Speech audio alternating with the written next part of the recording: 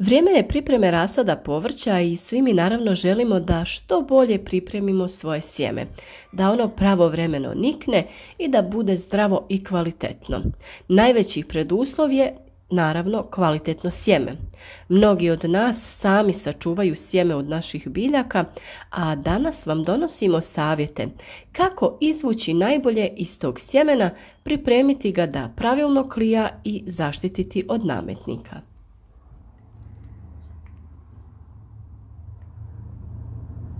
Većina bolesti koje se javljaju na povrću i cvijeću prenose se sjemenom, zbog čega je potrebno sjeme pripremiti za sjetvu i dezinficirati ga. Priprema sjemena ima niz dobrih karakteristika. Potiče klijanje, sjeme je dezinficirano, povećava se otpornost mlade biljke, neke kupke oblažu sjeme hranjivim i mineralnim tvarima i sl. Prije sadnje biljaka na otvorenom terenu ili u plasteniku potrebno je pripremiti ne samo tlo, već i sjeme biljaka. Ono se razvrstava, uklanjaju se nepotpune sjemenke za sadnju. Neke sjemenke, među ostalima, također treba potopiti. To određuje kvalitetu i količinu uzgojenih usjeva.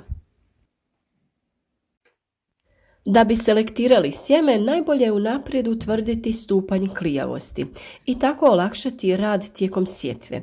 Pod klijavim sjemenom podrazumijevamo broj sjemenki koje su proklijale, a to se izražava u postotku u odnosu na ukupan broj posijanih sjemenki.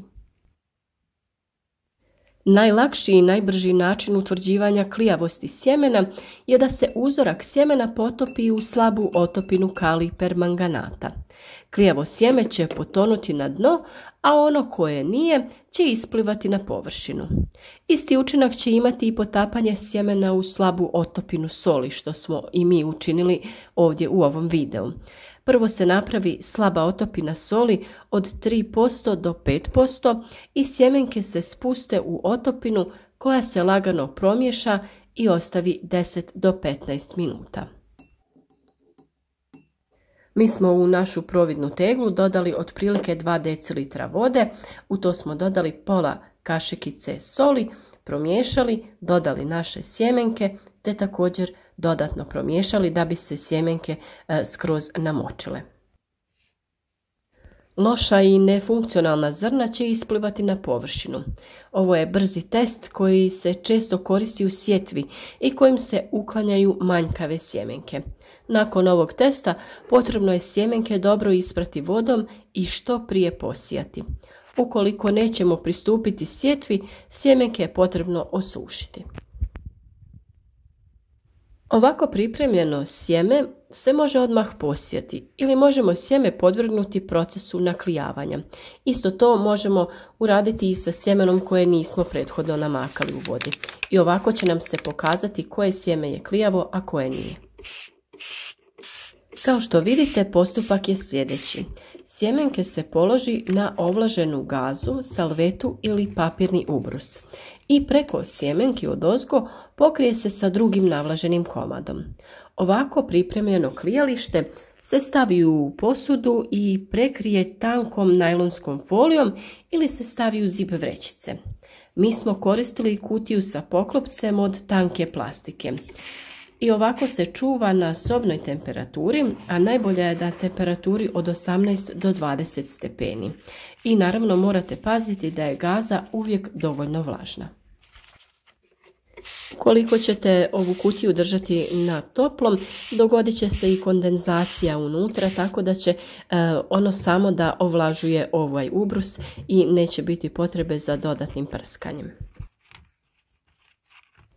U ovisnosti o vrsti i sorti, sjemenke će proklijati nakon nekoliko dana. Vaše biljke su tada spremne za sijanje, a kod sijanja naravno morate biti oprezni da ne oštetite klice na sjemenkama. Postoji nekoliko razloga za postupak potapanja.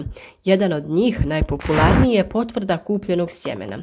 Prije sadnje morate osigurati da je materijal spreman za sadnju kako bi se povećao prinos i odmah se osloboditi zrna koji neće dati plod. Često se događa da prodavači ne zadovoljavaju uvjete čuvanja ili datume isteka roka. Tako da će tretiranje u ranoj fazi pomoći riješiti nepotrebnog i beskorisnog materijala. Drugi razlog zbog kojeg je natapanje učinjeno prije sadnje je ubrzanje normalnog rasta biljke. Nakon takve manipulacije sjeme se razvija gotovo odmah. Namakanje je način za zaštitu biljke od bolesti i štete od nametnika. Zbog toga se postupak provodi pomoću različitih rješenja koja pomažu biljci da duže preživi. Naše sjemenke su pustile dovoljno dugačke klice i sada ih prebacujemo u već pripremljeni supstrat. Naravno, kada ih redate budite vrlo oprezni da ne oštetite klice i obilno zalijte ovu zemlju tako da bi sjeme moglo nastaviti nesmetano da se razvija. Već smo spomenuli i dezinfekciju sjemena, a najlakši način dezinfekcije je namakanje u toploj vodi. Ovaj postupak koristan je za sjeme svih vrsta.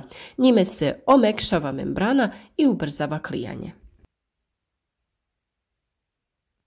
Dužina potapanja u vodi sobne temperature je različita za različite kulture. Namakanje se vrši u vodi u široj posudi gdje je voda zasićena zrakom, a poslije namakanja sjeme se obavezno ispire u hladnoj vodi. Ovako pripremljeno sjeme, kao što smo već rekli, može se odmah posijati ili možemo sjeme podvrgnuti još procesu naklijavanja. Osim u toploj vodi, sjeme se može namakati u različitim kupkama od kalij permanganata, raznog bilja, mlijeka, biološki aktivnih tvari, aloe vere i pepela. Da bi biljke cijelu sezonu bile manje sklone štetnicima i bolesti, potrebno je tretirati materijal za sadnju s posebnim rješenjem za prevenciju. Za tretman sjemenki permanganatom potrebno je pripremiti 1% otopinu, to jest 1 gram kalij permanganata i 100 grama vode. Ili ako vam je jednostavnije, ide 1 kašika kalij permanganata i 3 kašike vode. Biljne kupke koristimo ako želimo potaknuti sjeme na brže klijanje, dezinficirati površinu sjemena, povećati otpornost biljke na bolesti. Za pripremu biljnih kupki koriste se različite biljne vrste poput kamilice, kadulje, stolisnika, koprive, maslačka, kore hrasta ili kupke od miješanog bilja. Sok aloe vere posebno odgovara sjemenkama paradajza, koje se u otopini sa sokom aloe vere može potopiti na 24 sata, ali ne duže, i odmah nakon toga može se sijati. Sjeme mrkve, peršuna, repe niče tek nakon nekoliko sedmica i duže vremena ako je suho. Zbog toga je poželjno ta sjemena namakati prije sjetve. Sljedeća mogućnost je namakanje u pepelu.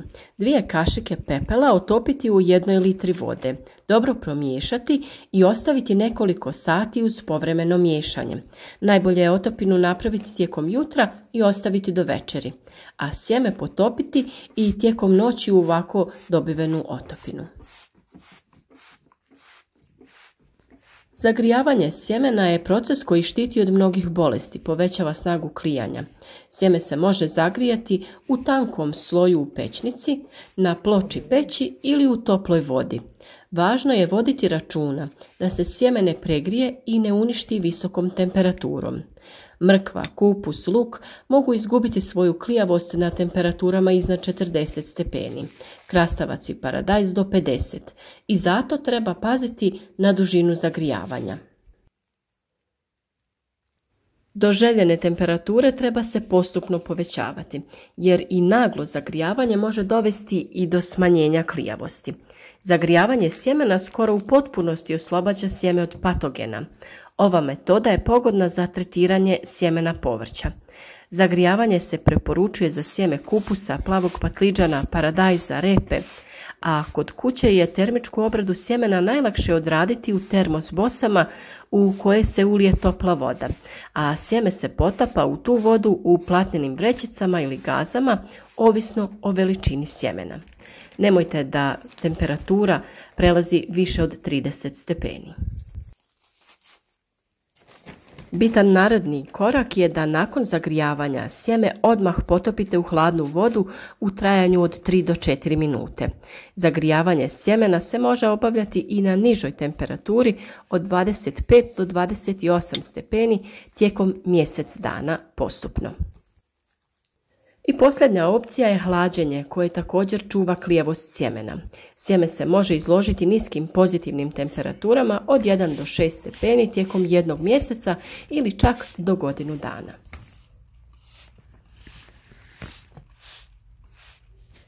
Mi smo vam u ovom videu prikazali 2 provjerena načina testiranja klijavosti sjemena, a vi nemojte riskirati, provjerite vaše sjeme na vrijeme i sa kvalitetnim klijalim sjemenkama krenite u novu sezonu sijanja.